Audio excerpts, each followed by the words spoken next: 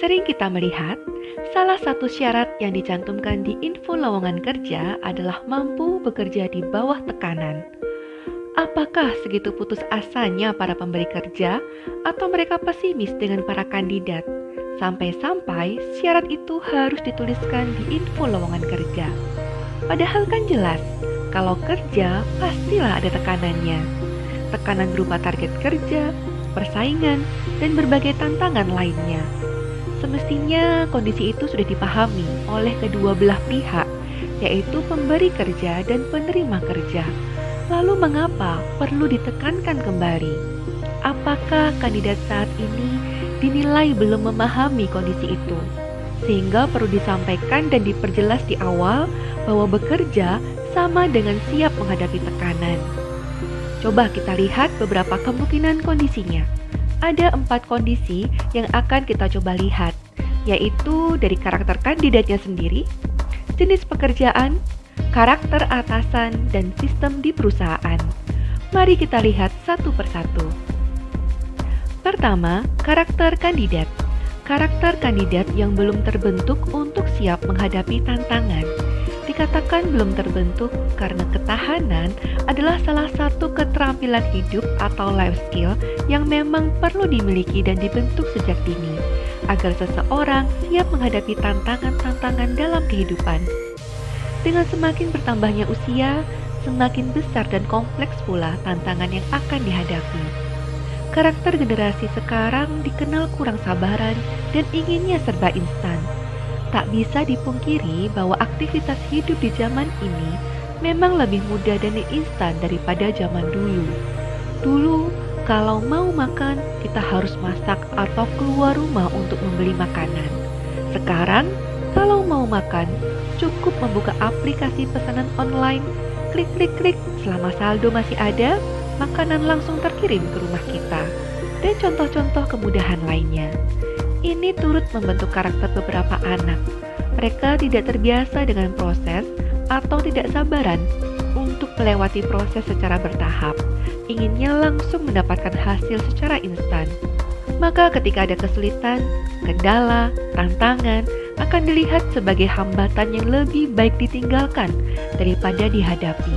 Karena menghadapi tekanan itu membutuhkan kesabaran, kecermatan, dan kemampuan menjaga optimisme dalam durasi waktu yang tidak selalu singkat, melainkan juga bisa cukup panjang tergantung kompleksitas situasinya.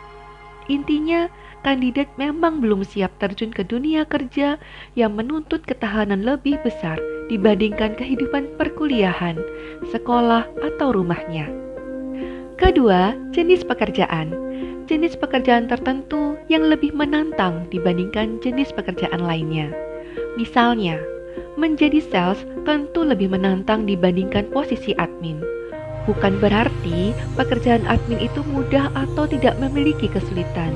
Administrasi pun memiliki kesulitannya sendiri, yaitu harus rapi, teliti, dan berhadapan dengan dokumen atau data yang banyak. Sedangkan sales memiliki resiko kerja lebih besar. Seorang sales bisa diputus kontrak jika tidak mencapai target dalam rentang waktu tertentu, tidak mendapatkan bonus sementara gaji pokoknya minimal, dan menghadapi penolakan dari customer berkali-kali. Atau jenis pekerjaan lain yang menuntut kecepatan, waktu kerja yang panjang, atau tidak menentu. Jadi memang dicari orang yang memiliki ketahanan di atas rata-rata untuk menempati posisi itu. Tidak sembarang orang bisa bertahan di posisi itu. Kabar baiknya, di posisi-posisi yang lebih menantang ini, biasanya juga diikuti oleh kompensasi yang lebih baik. Ketiga, karakter atasan. Karakter atasan yang terkenal sulit, sehingga banyak orang merasa tidak nyaman berada di bawah kepemimpinannya. Memang ada orang-orang tertentu yang tergolong memiliki karakter sulit. Orang-orang yang sulit diajak berkomunikasi dan bekerja sama, sering membuat orang lain merasa kurang nyaman untuk berurusan dengannya, sehingga orang-orang memilih untuk meminimalisir interaksi dengannya. Orang yang tergolong sulit ini bukannya tidak mampu bekerja, biasanya kemampuan teknisnya cukup baik, hanya keterampilan sosial atau kontrol emosinya yang kurang baik. Lebih parahnya lagi, jika orang yang bersangkutan ada di posisi sebagai atasan, yang tidak mungkin dihindari kecuali dengan cara resign. Nah, kondisi ini biasanya menjadi rahasia umum orang-orang di perusahaan. Mereka mengenalnya sebagai orang sulit, tetapi juga tidak mampu mengambil tindakan apapun karena mungkin kinerjanya masih baik. Hanya saja, banyak orang yang tidak bertahan ketika berada di bawah kepemimpinannya.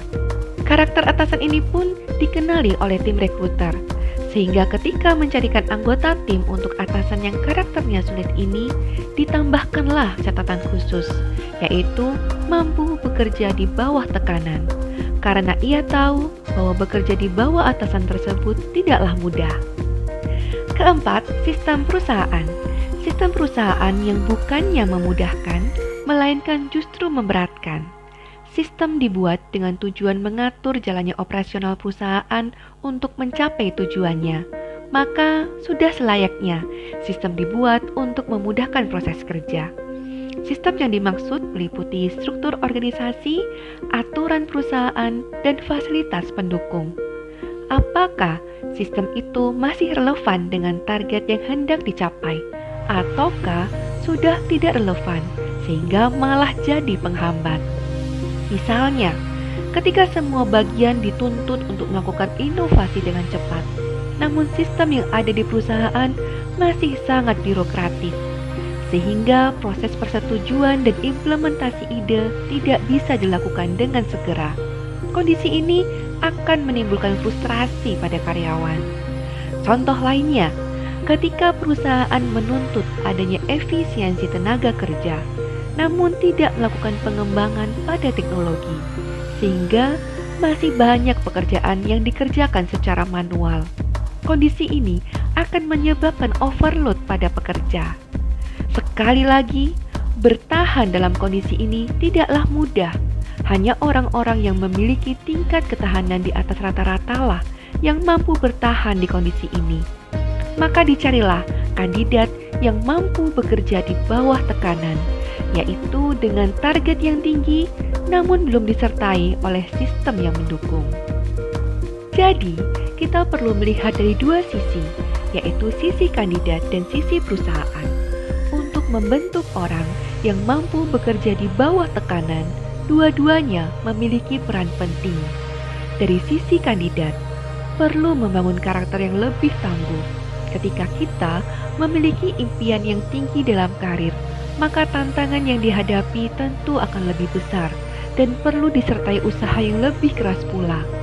Dari sisi perusahaan, apakah budaya dan sistem yang ada di perusahaan sudah mendukung karyawan untuk menampilkan performa terbaiknya?